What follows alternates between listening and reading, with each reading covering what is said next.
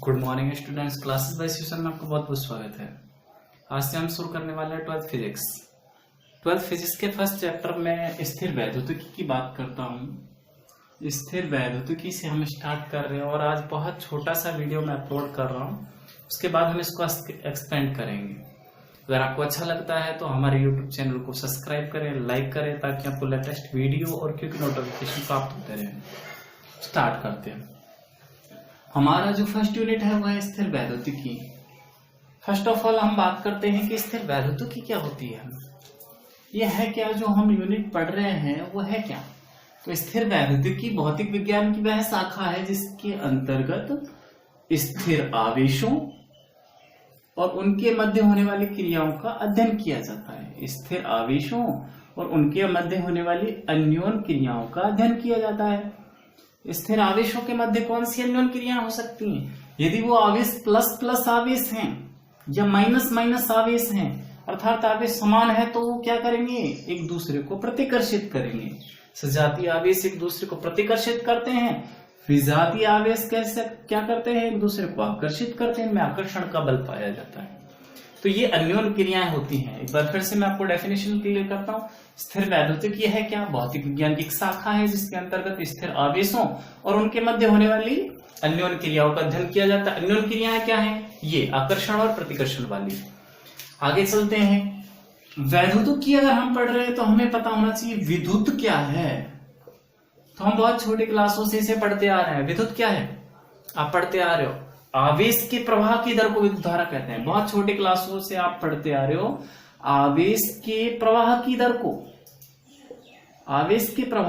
को विद्युत धारा कहते हैं। यदि आवेश बहेगा तो विद्युत धारा प्रवाहित होगी किसी भी चालक में।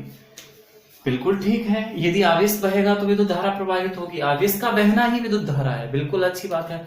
तो आवेश क्या है? जनरली स्टूडेंट्स कंफ्यूज होते हैं और बोलते हैं सर इलेक्ट्रॉन और प्रोटॉन। आवेश क्या है? इलेक्ट्रॉन और प्रोटॉन। क्या इलेक्ट्रॉन और प्रोटॉन आवेश हैं? क्या इलेक्ट्रॉन और प्रोटॉन कहकर हम आवेश को परिभाषित कर सकते हैं? क्या इलेक्ट्रॉन प्रोटॉन आवेश की परिभाषा है? नहीं। तो आज हम आवेश को समझने वाले हैं। ये वीडियो मैं आवेश तक ही सीमित रखूंगा, उससे आगे की वीडियोस में आपको एक्सपेंड करता रहूंगा। सब्सक्राइब करें और लाइक करें जिससे आपको नेक्स्ट वीडियोस प्राप्त होते रहे।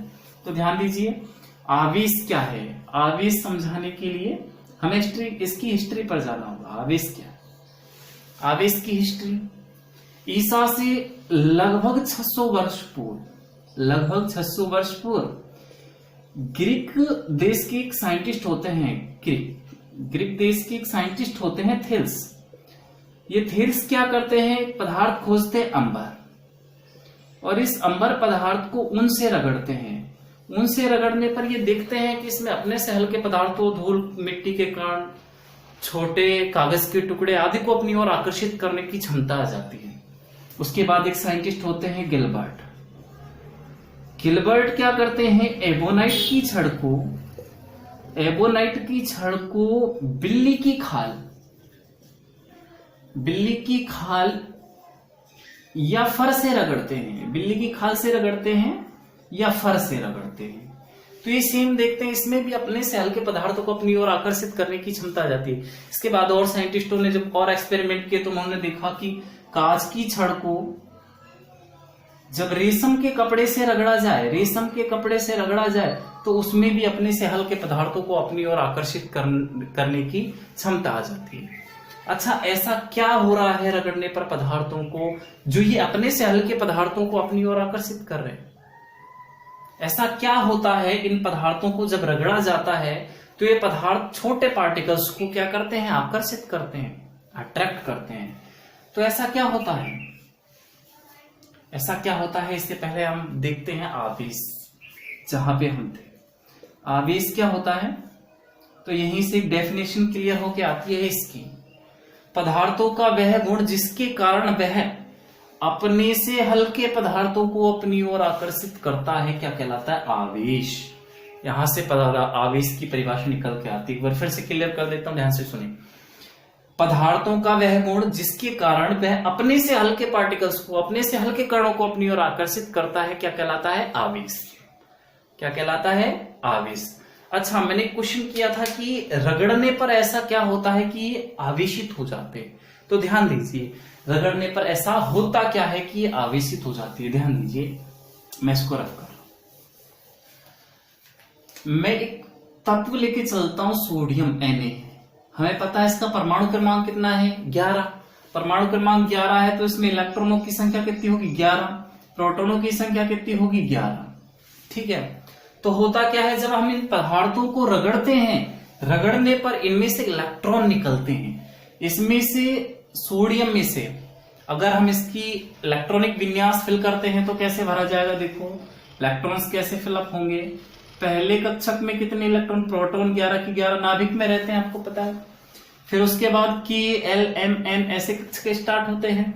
तो पहला कक्षक की L M N ऐसे स्टार्ट होगा। तो पहले कोष में कितने इलेक्ट्रॉन रहते हैं, 2। दूसरे कोष में कितने इलेक्ट्रॉन हुए, 8। और अंतिम कोष में कितने इलेक्ट्रॉन हुए, 1।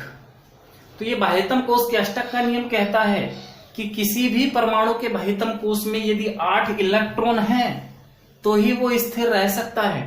यदि किसी परमाणु के बाह्यतम कोष में 8 इलेक्ट्रॉन नहीं है तो वो स्थिर नहीं, वो अस्थायी है, वो स्थायी बनने का प्रयास करता रहेगा।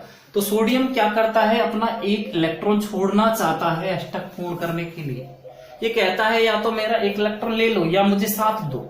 क्या इजी है, इसको साथ लेना इजी है कि इलेक्ट्रॉन छोड़ना इजी है, इसको इलेक्ट्रॉन 1 छोड़ना इजी है। तो ये अपना 1 इलेक्ट्रॉन निकाल देता है, क्योंकि इसके नाभिक का आकर्षण बल इस पर दुर्बल होता है, तो ये अपना 1 इलेक्ट्रॉन निकाल लेता है। इसमें से 1 इलेक्ट्रॉन लेस करते हैं। कितने इलेक्ट्रॉन हुए, 11 - 1 10। 10 इलेक्ट्रॉन, प्रोटॉन कितने हैं, 11। अच्छा, इलेक्ट्रॉन पर आवेश होता है ऋणावेश। इलेक्ट्रॉन पर आवेश होता है ऋणावेश, वह प्रोटॉन पर आवेश होता है धनावेश। प्रोटॉन पर आवेश क्या होता है, धनावेश। तो इलेक्ट्रॉन कितने हैं अब सोडियम के पास, 10। और प्रोटॉन कितने हैं, 11। इलेक्ट्रॉन ज्यादा है कि प्रोटॉन ज्यादा है, प्रोटॉन ज्यादा है। तो एक कहावत यहां पे लागू होती है, जिसकी लाठी उसकी भैंस। प्रोटॉन ज्यादा है अर्थात धनावेश ज्यादा है, तो कोई भी पदार्थ इलेक्ट्रॉन देकर धनावेशित हो जाता है। अब तक ये Na सोडियम का परमाणु उदासीन था, अब हम कहते हैं इसे धन आवेशित। अब जब हमने आवेशित कहा तो इसके पास एक गुण है कि अपने सेल के पदार्थों को अपनी ओर आकर्षित करेगा। इस प्रकार पदार्थ जो है वो आवेशित हो जाते हैं, क्योंकि जब हम उनको रगड़ते हैं तो उनमें से इलेक्ट्रॉनों का स्थानांतरण होता है। या तो इलेक्ट्रॉन निकलते हैं या इलेक्ट्रॉन जुड़ते हैं, और इलेक्ट्रॉनों का प्रवाह होगा, आवेश का प्रवाह होगा, तो क्या होगा, विद्युत धारा प्रवाहित होगी। यही तो हमने पढ़ा था छोटी क्लास में, आवेश का प्रवाह विद्युत धारा है। तो हमने क्या आज पढ़ा उसको एक बार फिर से रिवाइज कर देता हूं मैं। आवेश पढ़ा, आवेश क्या है, आवेश क्या है, पदार्थों का गुण है, ये प्रॉपर्टी है मैटर्स की, the fundamental property of the matters by which they attracts the smaller particle than it. तो पदार्थों की वह गुण जिसके कारण वह अपने से हल्के पदार्थों को अपनी ओर आकर्षित करता है, क्या कहलाता है, आवेश कहलाता है। अब सर इलेक्ट्रॉन प्रोटॉन क्या है, तो आवेश के प्रकार की जब हम बात करते हैं तो आवेश 2 प्रकार का होता है। आवेश 2 प्रकार का होता है, एक धनावेश और दूसरा ऋणावेश। दूसरा ऋणावेश, एक धनावेश दूसरा ऋणावेश। प्रोटॉन जो होते हैं वो धनावेशित होते हैं, इलेक्ट्रॉन जो होते हैं ऋणावेशित होते हैं। क्लियर हुआ, आवेश इलेक्ट्रॉन प्रोटॉन नहीं, आवेश के प्रकार इलेक्ट्रॉन प्रोटॉन है। तो आज हमने डिस्कस किया आवेश को, आवेश के प्रकार को। अगर आपको वीडियोस अच्छी लगती हैं तो आप इसे लाइक करें, सब्सक्राइब करें। धन्यवाद।